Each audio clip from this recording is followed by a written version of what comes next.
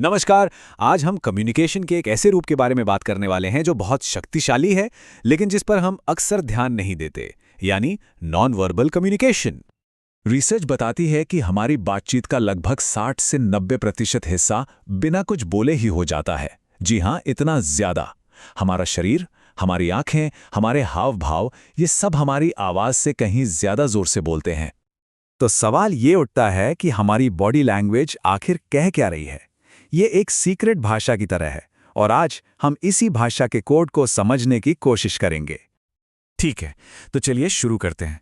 सबसे पहले ये समझते हैं कि ये अनकही बातचीत, ये नॉन वर्बल कम्युनिकेशन आखिर है क्या।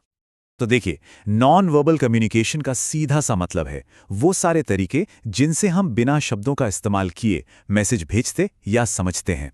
इसमें हमारी बॉडी लैंग्वेज, चेहरे के भाव, आवाज का टोन और यहां तक कि बात करते वक्त हम किसी से कितनी दूरी रखते हैं, ये सब कुछ आ जाता है।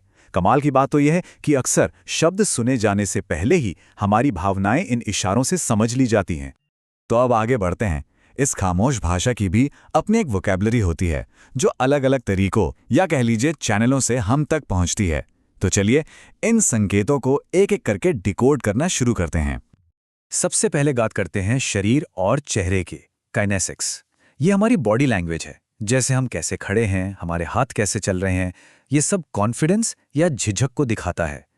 फिर है ऑक्यूलेसिक्स, यानी आई कांटेक्ट, जो ध्यान, ईमानदारी या कभी-कभी अट्रैक्शन का भी सिग्नल देता है। और जाहिर है हमारे चेहरे के भाव, ये तो यूनिवर्सल हैं। खुशी, डर, गुस्सा, ये सब पूरी दुनिया में एक जैसे ही पहचाने जाते हैं। लेकिन कम्युनिकेशन सिर्फ दिखने वाली चीजों तक ही सीमित नहीं है। पैरालैंग्विस्टिक्स, मतलब हमारी आवाज का टोन, उसकी पिच और वॉल्यूम, ये सब शब्दों के पीछे छिपी असली भावनाओं को सामने ले आता है। प्रॉक्सिमिक्स हमें बताता है कि हम दूसरों से कितनी दूरी बनाए रखते हैं, जो रिश्तों की गहराई या पावर डायनामिक्स को दिखाता है। और हैप्टिक्स यानी स्पर्श, जैसे एक मजबूत हैंडशेक भी बहुत कुछ कह जाता है। और आखिर में कुछ ऐसे चैनल्स हैं जिनके बारे में हम ज्यादा सोचते नहीं, जैसे हमारा पहनावा, ये हमारी पर्सनैलिटी और प्रोफेशनलिज्म के बारे में बहुत कुछ बताता है। आर्टिफैक्ट्स यानी हमारा फ़ोन, हमारी घड़ी, ये सब हमारी पहचान का हिस्सा हैं। और क्रोनोमिक्स यानी हम समय को कैसे इस्तेमाल करते हैं। समय पर पहुंचना अनुशासन दिखाता है, तो वहीं देर करना कभी-कभी लापरवाही का संकेत भी दे सकता है। तो हमने ये तो जान लिया कि नॉन वर्बल कम्युनिकेशन क्या है, पर अब समझते हैं कि ये क्यों इतना पावरफुल है। इसके पीछे एक बहुत ही दिलचस्प साइकोलॉजी काम करती है। ये नॉन वर्बल संकेत हमारे शब्दों के साथ मिलकर 5 मुख्य काम करते हैं।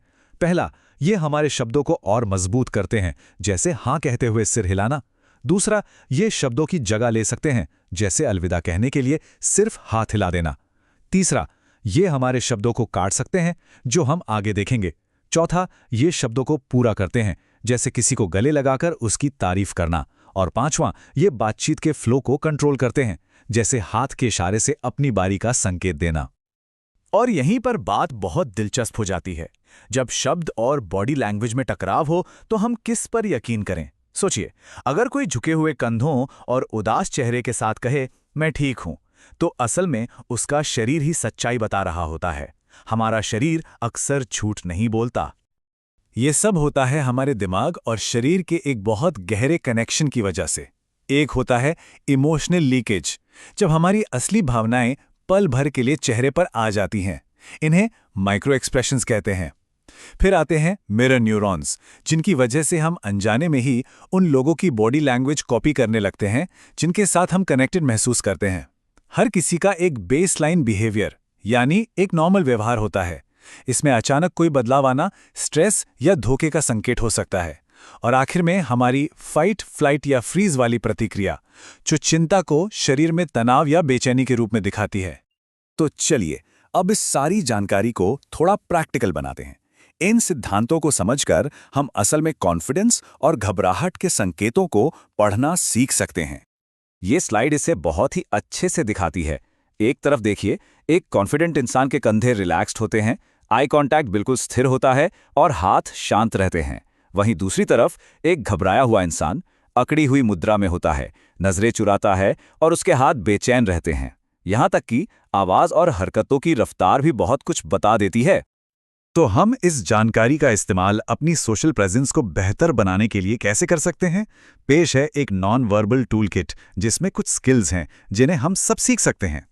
सबसे पहले एक खुली और सीधी मुद्रा की प्रैक्टिस करें। दूसरा, नेचुरल और आरामदायक आई कांटेक्ट बनाए रखें। हाथों को बांधकर खड़े होने से बचें क्योंकि ये एक डिफेंसिव सिग्नल है। अपने हाथों की हरकतों को कंट्रोल रखें। अपनी सांसों की गति को धीमा करके शांत रहने की कोशिश करें और जानबूझकर फिजूल की हरकतों को कम करें। ये छोटे छोटे बदलाव हमारी मौजूदगी में एक बड़ा फर्क ला सकते हैं।